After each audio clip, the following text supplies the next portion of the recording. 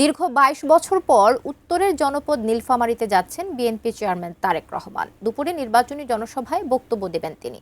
এ নিয়ে কথা বলতে নীলফামারী বড় মাঠ থেকে সরাসরি যুক্ত হচ্ছেন প্রতিনিধি মিল্লাদুর রহমান মামুন। মামুন, তারেক রহমান শুরুতে ঠাকুরগাঁও যাবেন, তারপরে তিনি এখানে আসবেন। কি অবস্থা দেখছেন সেখানে? দলের নেতাকর্মী যারা, তারা কতটা উচ্ছ্বসিত এবং সাধারণ মানুষ কতটা উচ্ছ্বসিত? সেখানে নিরাপত্তা ব্যবস্থা কেমন দেখছেন? তারেক রহমান উনি নীলফামারীতে আসছেন এবং আজকে দুপুরে যে নীলফামারী বড় মাঠ সেখানে কিন্তু 1:20-এ তার পৌঁছার কথা এবং তারপর তিনি একটি নির্বাচনী জনসভায় বক্তৃতা করবেন।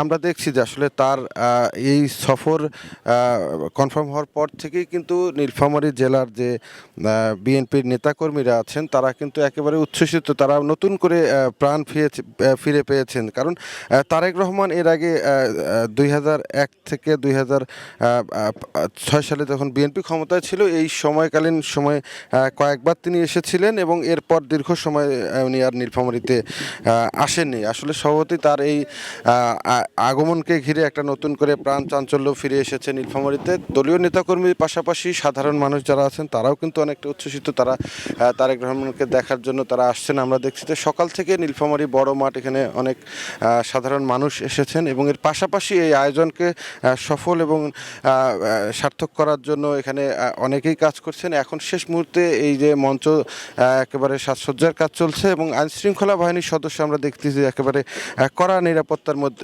চাদরে ঢেকে রেখেছে।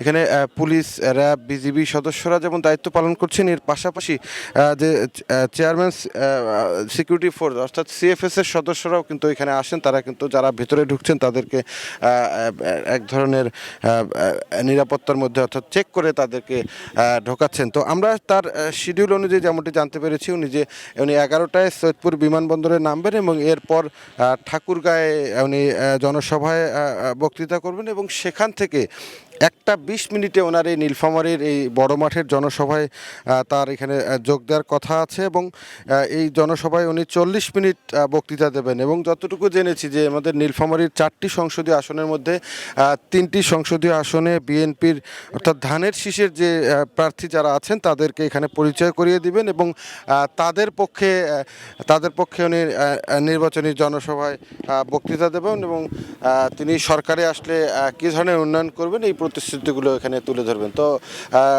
কবিতা, আপাতত তারেক রহমানের যে জনসভা এটি নিয়েই ছিল আমার কাছে নীলফামারী থেকে।